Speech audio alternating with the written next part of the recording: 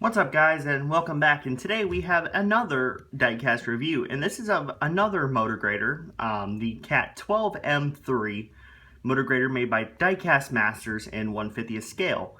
We have not seen a 1/50th scale motor grader in this size since the Norscot M series several years ago, and it's very nice to see the updated graders. So yeah, first off, we're going to dive into the first thing we're going to dive into, is the packaging. As you can see, this is the standard A box, as I call it. This is for the standard Diecast Masters model. It's pretty standard, like I said. It's the same box that pretty much all your Diecast Masters model comes in, just reprinted for the specific machine. As you can see, the 12M3 motor grader. Picture of the model.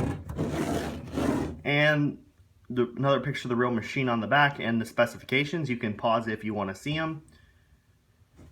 Anyways, now that we got the box out of the way, we're going to dive into the main event, and that is the grader itself.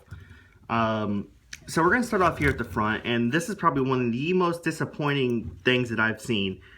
There is no steering. Like, it's not even really modeled, I don't think. I mean, there's little cylinders in there, as you can see, but there's just nothing. Now, it does have oscillation, which, you know, really doesn't make up for it, but whatever.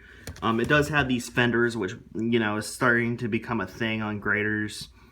You got great hydraulic line detail, really, and then you got the front work lights, which is a detail that Norscot seemed to miss quite a bit, as well as the tie-down hooks.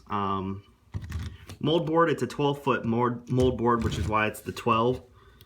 It does slide side to side like that. It does come down. It doesn't go down further than the ground. It does raise up, and it does swivel. Not a full 360 or else you'd knock these off, but it does swivel as much as you could want. Tilt forward, it doesn't. The 12M3 right there, as you can see the guy in the cab, open clear glass, and you can see all the fine details. Again, the controls, you even got, like, they even painted the LCD screen, it looks like. No, that's just from the angle. But there you can see, the windshield wipers are an extra piece. They aren't printed into place. When you come to the back, you do have these fenders once again, the Cat logo, exhaust, air breather. And then I guess that's the backup alarm.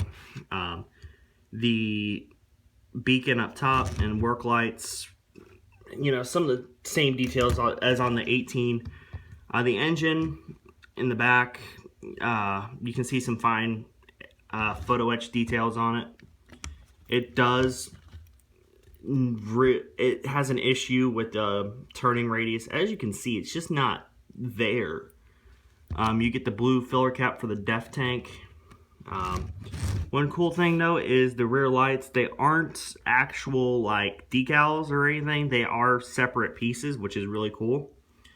You get the Cat logo on the back, and it does have a 5-shank ripper. It does go down, and it is able to lift the back wheels up off the ground. There is a little bit of oscillation in the back wheels, but not much. As you can see, it's a very stiff cylinder. On this side, again, more of the same.